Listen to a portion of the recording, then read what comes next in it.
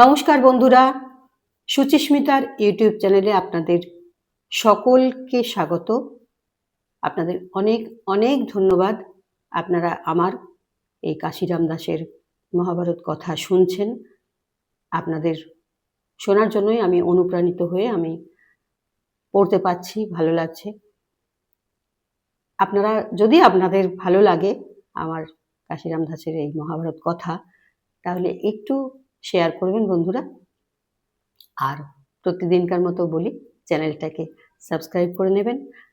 আরেকটা কথা, যদি আপনাদের কোনো মতামত থাকে আমার পড়া নিয়ে, তাহলে আপনারা একটু জানাবেন, তাহলে আমার একটু সুবিধা হয়। আমি হয়তো জানতে পারছি না যে আপনাদের মনে কি আছে, আপনারা কি ভাবছেন, এটা নিয়ে কিছু ভাবছেন কিনা।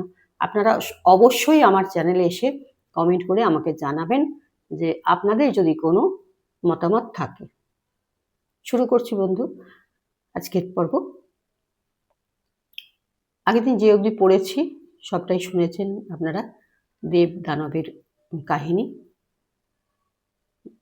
জন্মেজয়কে শুনিয়েছেন। এখন আজকে আমি যে পর্বটা পড়ব, এই পর্বটা হলো শকুন্তলার উপাখ্যান।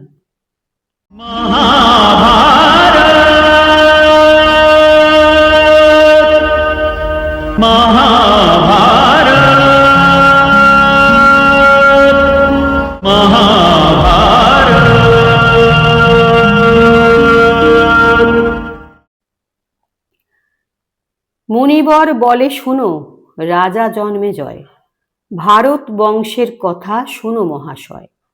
দুষ্যন্ত নামেতে রাজা জগতে বিদিত, তাহার মহিমা কথা না হয় বর্ণিত।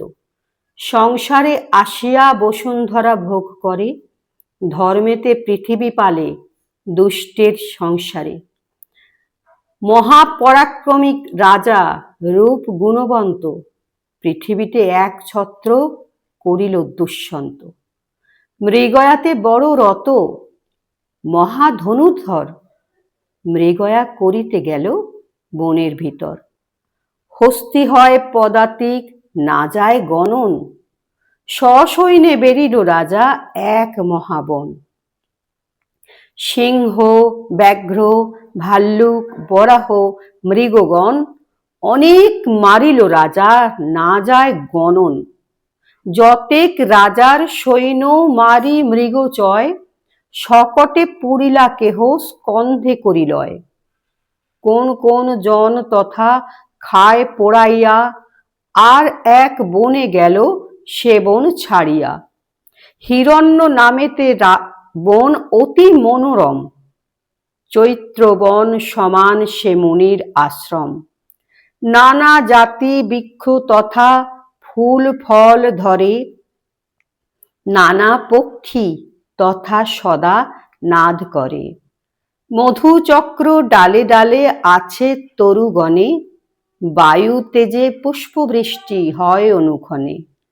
নানা পক্ষীগণ তথা সদা ক্রীড়া করে, পক্ষীকে না করে ভক্ষ মণিরাজ ডরে। মনির আশ্রম বুঝি দুষ্যন্ত নৃপতি, ডাকিয়া বলেন রাজা সৈন্যগণ প্রতি। অগ্নিহোত্র ধূম গিয়া পরশে গগন, ব্রহ্মার বদনে যেন বেদ উচ্চারণ। মুনি সম্ভাসিয়া আমি আসি যতক্ষণ, এইখানে তাবৎ থাকিও সর্বজন। এত বলি নরপতি পুরোহিত লইয়া, কর্ণের আশ্রমে রাজা উত্তরিল গিয়া। প্রবেশ করিল গিয়া মুনি অন্তঃপুরে, দেখিল যে কর্ণ নাই চিনতে নৃপবরে। হেনকালে শকুন্তলা মুনির নন্দিনী, পাদ্য অর্ঘ্য লিয়া তুষ্ট কইল নৃপমণি। কন্যারে দেখিয়া রাজা সসম্ভ্রম চিত, জিজ্ঞাসিল কন্যা প্রতি করি আপ্যায়িত। দুষ্যন্ত ভূপতি আমি শুনি সুবদানি, এথা আইলাম আমি ভেটিবারে মুনি।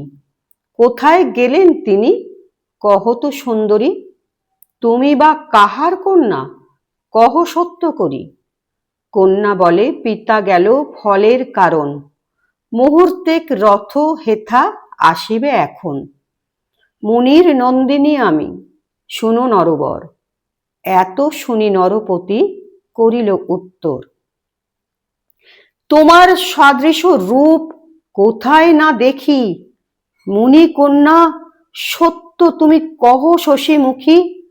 পরম তপস্বী মুনি ফল মূলাহারী, দ্বার ত্যাগী দ্বিজেন্দ্রিয় মহাব্রহ্মচারী।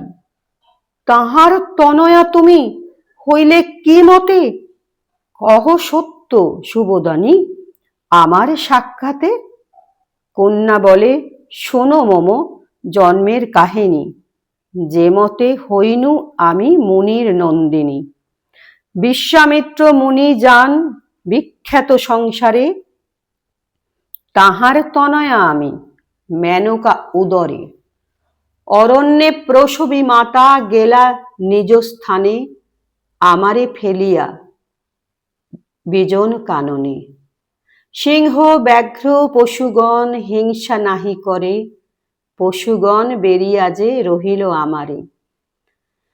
তপস্যা করিতে গেল মুনি সেই বনে, অনাথা দেখিয়া তাঁরা দয়া হইল মনে। গৃহে আনি পালন করিল মুনিবর, তেই আমি তার কন্যা শোনো দণ্ডধর। শকুনি বেরিয়াছিল নিকুঞ্জ কাননে, শকুন্তলা নাম মুনি রাখেন তে কারণে। আদি পর্বের দিব্য শকুন্তলা উপাখ্যান কাশিরাম দাস কহে, শুনো পুণ্যবান। শুনলেন আজকে শকুন্তলার উপাখ্যান।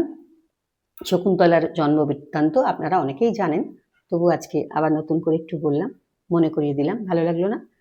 আজকের মতো এই পর্যন্তই। ভালো থাকবেন বন্ধুরা।